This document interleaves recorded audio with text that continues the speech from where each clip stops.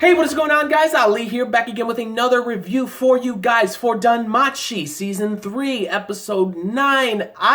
This episode was an absolute build-up for what is to come next episode. I more so want to talk about what is gonna be coming next episode than really this episode in general. Obviously I'm gonna talk about it because this is a review for this episode, but I'm just excited for next episode. It's gonna be so awesome. My boy Wealth, I knew for a fact right off the bat, he wasn't in his blacksmith shop because he was petty and mad about what's going on and everything. Because this episode, you see that, because of Ikelos was exiled and everything, everybody was starting to put somewhat of the blame on Bell. The next person that, is in line for, the people's anger and hate and everything, Just like Urano said that, they're turning towards, their malice towards Bell and everything, that he was talking with Hermes and everything and whatnot, and it's a very sad thing.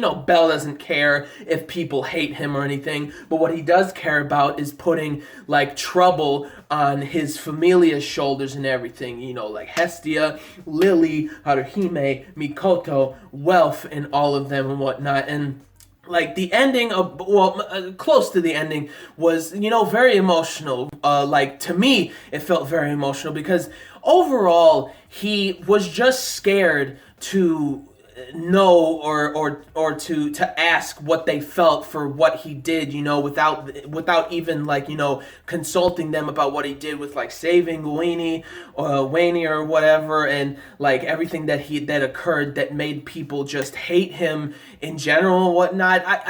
It wasn't that he wasn't trusting them with what he wanted to know how they felt or anything. He was just scared and whatnot. And just to see them all just saying that we're gonna go with what you do. Bell, you are our family. You are the leader of our familia. We love you, man. It's pretty much just a consensus of, we love you, dude. We know you did the right thing, and we'll be with you every step of the way. And that was just such an emotional moment at that end and everything. And then, really just to see, I believe her name's Seer, right? Who, she has that gray hair, and she works at the Mamma Mia's, the restaurant and whatnot. And, that whole emotional talk, not necessarily a talk and whatnot, because she didn't care. She wanted to lighten the mood for him because of everything that's happened with him and just his family in general. Whenever any of his family go out, they have that glare that everybody's giving them because of, Bell and everything. And Bell was walking with Hestia in the street, pretty much just to see what's going on. He couldn't just stand still and whatever, and people are yelling at him. And what I really liked in this episode about Hestia is that she went in Bell's way in front of him and stared at all of these people, saying that he did things for me, for the familia, on my orders and stuff. If you want to point anger, point at me. And bro, I love Hestia. I've always liked her, and just seeing that moment was just awesome in general, her defending her very first child in her familia and everything. It was a beautiful thing, and obviously she had some funny banter saying that oh, it's because of his love for me that he did these things and whatnot, and it was really cute and everything. And then, Loki or Ainz out of an alleyway comes in, and I'm like, oh boy, what does Ainz think? Really, what the heck does she think about what Bell did and everything? He shot a firebolt at all of them when they were going to try to kill Winnie. He shot a firebolt at them, and Ainz and the Amazon ladies, all of them were just stunned. What are you doing, bro? And then I want to know what Ainz is thinking. I genuinely do. I think next episode, I'm predicting that she's gonna be the only one that's confronting Bell, because Bell's supposed to be the decoy. He's supposed to be alone, I feel from the opening theme, the opening sequence where she's pointing her sword at Bell, I think next episode, that's gonna be the moment where she points her sword at him. And I think she's going to let him go. I genuinely think she's just going to let him go. I don't think they're going to actually, they might fight a little bit, But then I think eventually she's gonna let him go or whatnot or something like that. But anyways, like that whole thing, Ainz comes, and then actually Loki comes, and Loki, I gotta say, she is so amazing with her intuition in that she knows something is up and she wants to know about it, and that's why she's trying to approach Belle, you know, putting her arm around him, being like, oh, wait, tell me what's going on. There's something going on, right, with you? I'm pretty interested in you right now. Like, her intuition is just crazy. And I loved seeing that moment because it kind of was funny, but also, like, you really understand that Loki knows something is happening from the moment that like monsters came up or that they took over that city in the dungeon and whatnot, and then they can move to the surface and everything going on, and then them like standing by from what the guild said and everything. Like, it seems very like she has phenomenal intuition or something. Like, she knows something's going up, something's going on, and then you know, Hestia jumps in and then protects him, and he leaves, and then Seer sees him, and she wants to hang out with him and try to ease like his mind a little bit from like, you know, everything that's going on. Everybody's staring at him and whatnot, and like, honestly, seriously, like so many of these women, I don't know how they do this, the creator does this or something, but like, so many of these women are so good in this show. Seer in this episode really just wanted to lighten just a little bit of the weight on Belle's shoulders, just wanting to talk to him, not asking if something's wrong. She just wants to talk to him and to, you know, make him laugh or make him smile or something like that. That's why I thoroughly love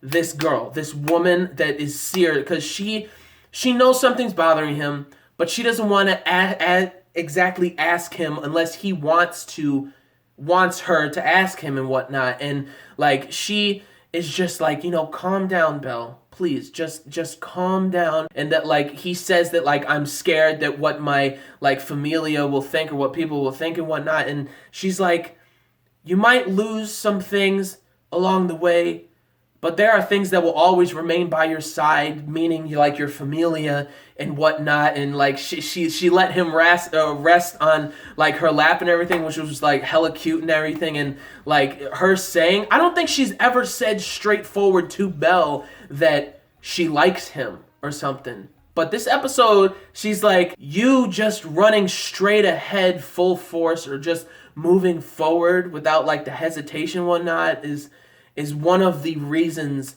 why I like you. And I'm like, oh my gosh, like, bro, Seer is up there. Like, so many women are up there for like best girl for me. Like, she's so, they're all so great. So anyways, the whole scene was amazing. The ending scene was amazing and everything. And then, bro, Wealth, my boy, making a bunch of magic swords and invisible cloaks. The invisible cloaks, I knew it. I knew he was the one who was going to be making those. That was pretty much one of the only ways that they could have possibly, like, could get past the Loki familia from what's going on and stuff, because they're all guarding, like, or most of the doors, because there's 6 entrances, and the Loki familia is covering 4 of them, but they don't know the exact ones that they're covering and whatnot. So, like, that's going to be pretty hectic. Next episode's going to be so good.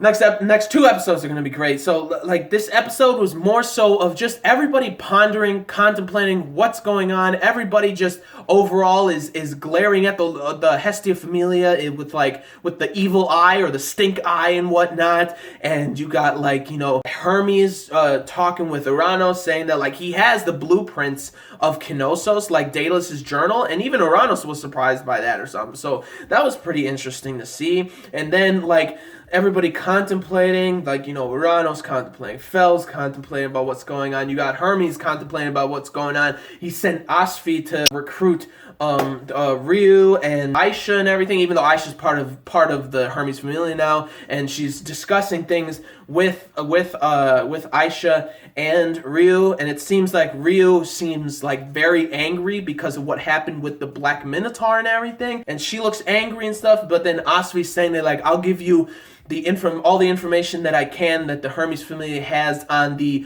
remnants of Evilus and everything. I still want to know more about Evilus. I don't think we really know that much, like, at all about Evilus yet and whatnot, but we're really seeing more and more of this evilist like factions, organization and whatnot. So I'm very excited to see more of that. And then she's talking about like, you know, these Xenos and everything, and like Aisha's being caught up on who the Xenos are and the monsters, and like Aisha still doesn't understand why like we have to fight, we have to protect these monsters. Monsters are monsters and stuff like that. And I'm thinking to myself, they're not monsters. They're not. Like, people could say that they're monsters. I don't see them as monsters, because I think they are something in between a human and a monster, because they have, on the inside, they have the intelligence and reflexes and decision making and choices and whatnot that a human has, but on the outside, they look like monsters on the outside and everything. And not only are they persecuted by humans,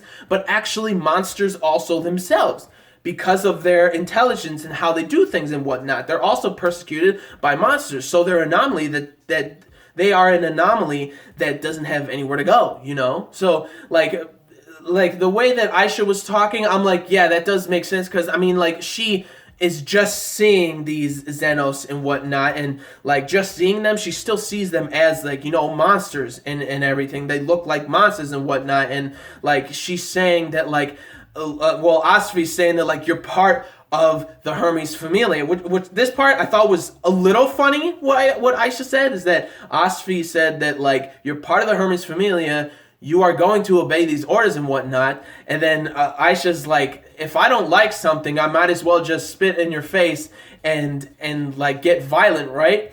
So then Asfi says Belle Cornell is going to be helping all of these monsters, or all of these Xenos and whatnot. And Aisha was very surprised, but I'm like, Belle's really the only person that you can really see that he would end up doing this stuff. Like, you know, because he's somewhat of an anomaly of a human himself, like a true hero, like genuinely. And like this whole series itself, seeing Belle's growth now, like he doesn't, like, the thing is, in the season 2, you're really, when you know Aisha's saying is like, why are you hesitating? Don't hesitate. You got to save this person and stuff. This season, he's not hesitating at all. He really took what Aisha said to heart and became a true hero. Really, in this season, I've always thought of him as an actual hero and everything, but really this season, you really see it. And it's really a beautiful progress of like a character that Belle is. Like, it's so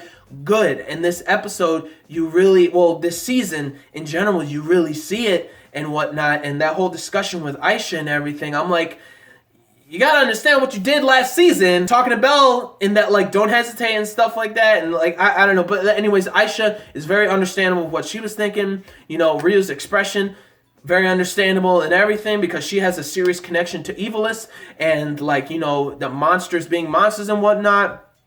Very, like, you know, again, this whole episode was just pondering, thinking about, like, you know, even Hephaestus and the Takemi Kazuchi, right? And then the other god with the blue long hair, the long blue hair or whatever, like, discussing that, like, we can't, like, not do anything, but we don't know what to do. Like, they're contemplating, like, it's a headache for them. They're like, should we really save these Xenos and whatnot? Again, it's a lot of discussions of, like, should we save these Xenos? What should we do? What's the plan and everything? Fells has got a plan with all of these magic items, like, in a secret, like, passage in Daedalus Street and whatnot. You see Lily and Mikoto and them getting stuff from this secret passage behind a bookcase and everything. Like, everybody is preparing for what's going to go down. And honestly, like, this whole episode is really a hype episode, a pondering decision-making episode / hype episode for what's to come,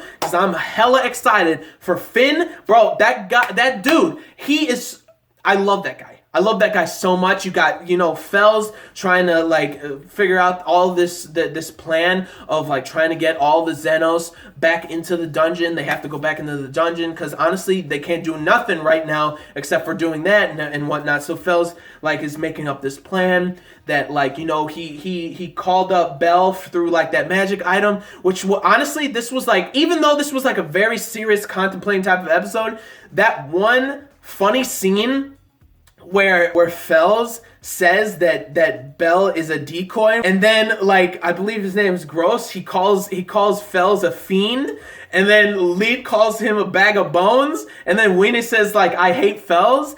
And then Fells is like, this has nothing to do with me being bones at all either. Bell is the decoy. It's the only way to get you guys like really safe, like to safety and whatnot. And then him saying that like he's not like the bag of bones has nothing to do with it was so funny. Like it was so clean in this episode. That was like the one scene that was just hilarious. So then like, you know, you got like the Hestia Familia in the mansion, and like Hestia is contemplating like, you know, all right guys, what should we do? And then Bell is like, you know what I'm gonna do. I have to save Weenie, Lid, and all of the Xenos enough, and like I have to save all of the Xenos and everything. I gotta do it. And like just to see some, like what was really cool about this is that like, you know, Bell was scared, you know, to see what their thoughts were of what he did when he messed up. Like, well, he didn't mess up. He saved Weenie, but that created a lot of trouble for the Hestia Familia in general. The Familia doesn't care. You know, they love him. They love him to death. They love him so dearly. They will follow him to whatever he does and whatever he thinks is right. You got Haruhime saying that like, you saved me once before. What's there to be afraid of? Like, why would I be afraid of destruction now and whatnot? And they don't care. They just want to be there for Bell and for him to not be alone anymore in his thoughts. Don't be alone anymore in your thoughts, Bell.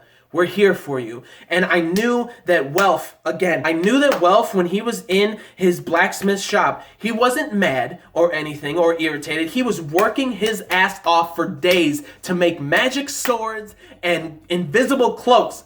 My dude, oh my gosh, I'm so happy for him, man. I want to see if like his invisible cloak is something that's really amazing that hasn't been like, obviously there's a lot of invisibility items in Danmachi, but is this like a next level like cloak to where like it just erases your presence itself or something? Does it like erase your magic level or your levels or like just your presence, or like what does it exactly make invisible besides just like, you know, the body and everything? So I'm excited to see that. I'm excited to see what those magic swords that he created, because it looks so beautiful. That bluish white blade that he pulled out, that he created, that magic sword looks so gorgeous and beautiful. I'm so ready for next episode and the episodes to come. It's gonna be so unbelievably good, and I am so ready. I'm so happy for this character,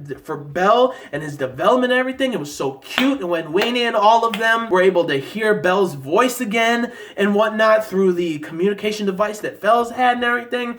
And I loved it. And I'm ready for the next episode, because we're really going to see Finn's strategy, like brain as the leader of the Loki Familia and everything. And oh my gosh. Because like something that Hermes said, that like even though Fells used to be a sage that has so much wisdom of years and years of wisdom, and then you got Finn's like the brain, oh my gosh, the strategic brain of this braver, bro. I'm so ready, because it seems like Finn already knows that Bell is going to be a decoy, because he's like the biggest, like for the adventures, he's the biggest type of like, you know, the hate that being put onto him. Seems like all the adventures would actually follow him to see where he's going and whatnot. So like Finn knows that he's a decoy, and then all of them are trying to get the Black Minotaur. That's like their priority, to get that Black Minotaur and everything. And like, oh my gosh, I'm so ready. I genuinely think that Ainz is actually the one who's going to follow Bell. Like, she's going to be the only one who follows him. And I'm very hyped. I'm very excited for it. And it's going to be so good. Oh man, okay. I think I exhausted all the things I wanted to talk about. Again, it was more of like a pondering, decision-making type of episode. Hermes and Uranus, what's gonna happen? You know, they had the Knossos blueprints and everything for Hestia and the Familia and everything. Fells had a coded message for like, you know, Hestia and everything, and like Lily decoded and everything. A message from Fel saying to like head to the Dela Street to the entrance or whatever, and like the moment that happens, like get in the entrance, like it's, oh man, it's gonna be so good. You got them, and then you got Asfi talking to Aisha and Ryu, and then you got Seer, she's just the babes. She really is just the sweetest of hearts and everything for Belle and whatnot. And Belle just pondering the entire time, just being like, he's scared that his familia was gonna hate him because of what he did. Like, bro, trust, man. They love you dearly, and everybody loves you dearly and stuff. And Seer was just the person that really just comforted Belle in his time of worry and everything. It was just a beautiful thing, right? And just to see her say that I like you, that's the reason that I like you so much. Like, I don't think she has ever said that to him face to face. So that was very cute to hear her actually say that to him and everything. And like, I'm just ready. I'm ready for everything that's about to go down. Loki Familia is about to do some shit next episode.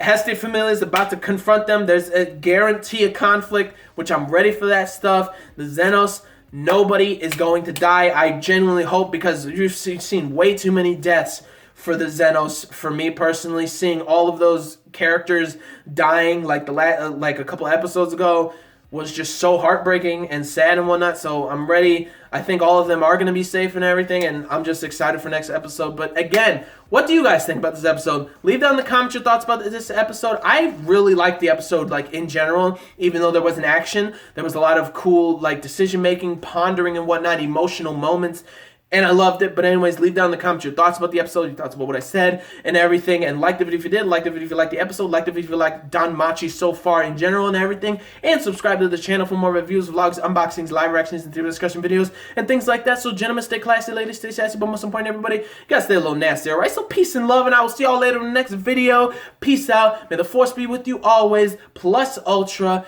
Latom. Danmachi, baby. Belle, the foolish hero. I hope you're successful, my dude. Next episode's gonna be good. Ainz, the Loki Familia, fighting the Hestia Familia. It's gonna be good. It's gonna be good.